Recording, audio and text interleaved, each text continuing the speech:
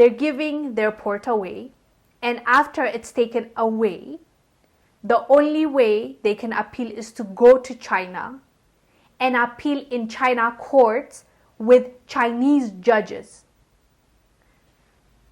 Make it make sense. Hey fam, welcome back to the African Diaspora News channel. I am Wongel Zelalem bringing you this report.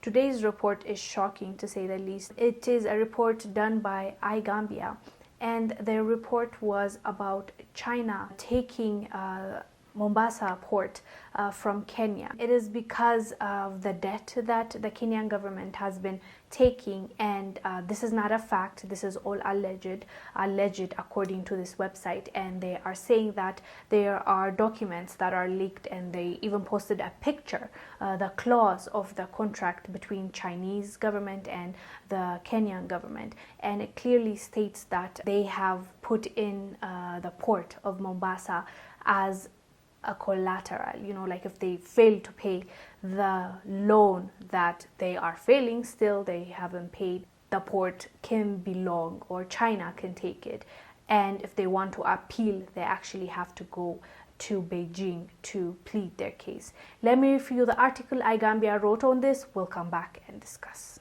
eyegambia reported Kenya's Mombasa port could be taken over by China.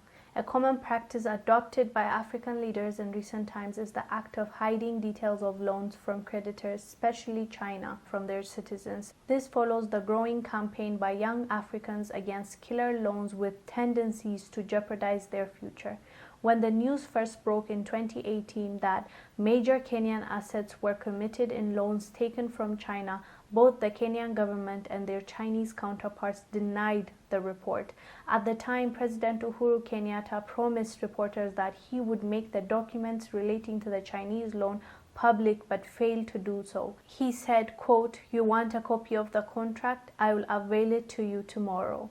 But he never did that. The same issues has resurfaced in a recent development where a comprehensive report signed by the former Auditor General as presented before Parliament revealed that some of the country's assets, especially those of Kenya Ports Authority, went into the secret negotiation before the 364 billion shilling standard gauge railway loan was granted, an evidence which defeats claims by the former Chinese ambassador to Kenya. Wu Peng denied, and he said no Kenyan asset is at risk because of the loans. The audit report, which exposed the hidden agreement, stated that KPA assets are exposed to the risk of takeover by the lender. The auditor explained that the takeover is imminent because KPA as an entity was used to sign the payment arrangement agreement and also documented as the borrower despite its publicly known role of a facilitator.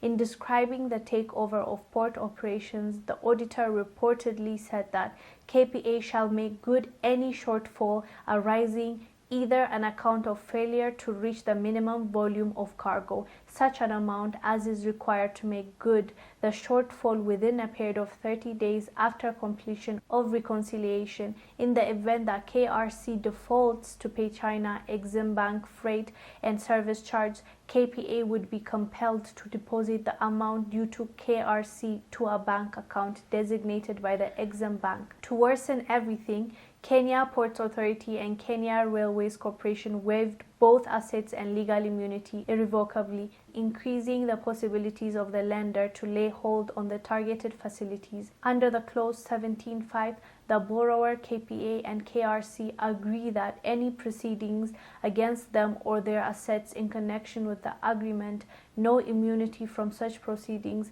shall be claimed by it or with respect to its asset. The agreement also settled on China International Economic and Trade Arbitration Commission as a destination for arbitration in times of dispute.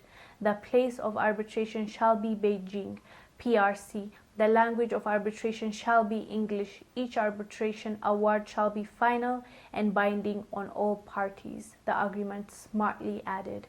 Kenya has lately been struggling with how to settle the already existing debt pile on the country. The Chinese SGR loan is due for payment, but the country's economy has been further distorted by the pandemic, does not seem healthy to pay the loan, which is to be repaid in installments. The issue of whether the country is at risk of losing these assets or in the position to settle the debt as agreed lies in the political games of the government.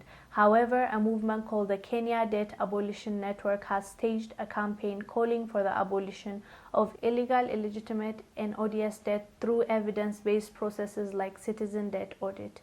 Following recent developments, this makes me speechless because I can't. I'm saying this is alleged, by the way, as I said at the beginning of this video, because the Kenyan government and the Chinese government denied it.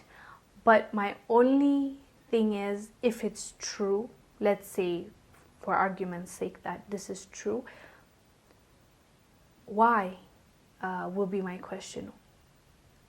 As a government, as an official, you are representing your people. You are a Kenyan first. You should care for the people first. And when you're taking loans, we might argue they're taking the loans because things need to be done, you know, employees need to be paid, infrastructure needs to be built, and at the moment they don't have that and they can borrow, right? But even when you're borrowing, why in the world would you put in that contract that if I fail to pay, which you know that there is a huge chance that you might not pay, I will give up my port. A port that is bringing in a lot of money for Kenyans, that is helping Kenya have a good market, that is Kenya's port, you know, they're bringing in things through that, exporting things through that. It's a huge deal. As an Ethiopian coming from a landlocked country, I understand the issues or like the shortcomings, the things that you're not able to do when you live in that country. And even as a government, they have to pay, Ethiopian government has to pay a lot of money to get those goods in or to export, because through air, through aeroplane, it's really, through cargo, it's expensive, you know, even though it's fast. Usually it's through shipment, through sea that people do business, right? Other countries, nations, export, imports, that's how it's done. So Ethiopia pays good amount of money through Djibouti, through Mombasa port. Like, I know the struggle and how expensive things can get just because of that reason. And Kenya is blessed with that port, and they have a lot of things to be thankful for. Like, that port is a big deal, you know. Don't just look at it as another port. It is a huge deal, a backbone for Kenya's economy.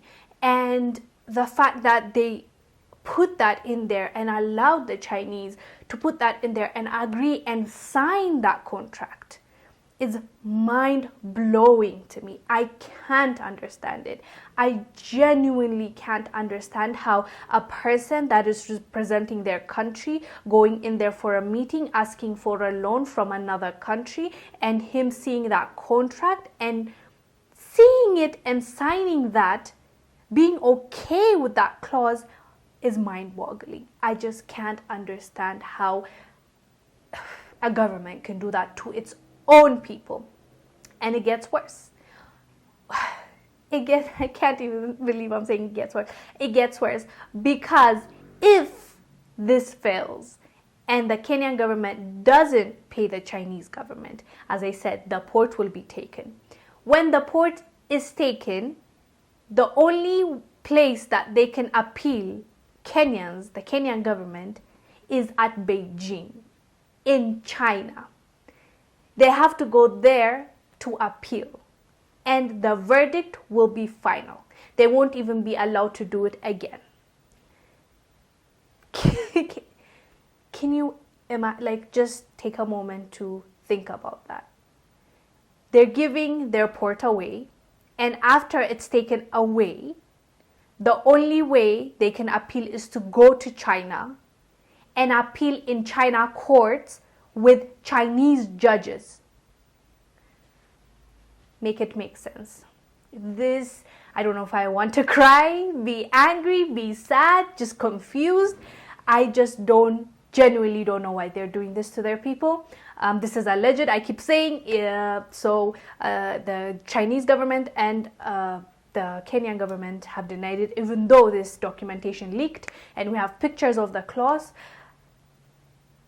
Yeah, that's the update, you guys. I really want to hear from you guys. Do let us know down below what your thoughts are about this crazy news. What are your thoughts about Chinese government taking the port? Because Kenyan government already failed to pay that, and with the pandemic, there's not a lot of income with tourism and everything. It has taken a hit, the economy. So there's no way they can pay at least on time.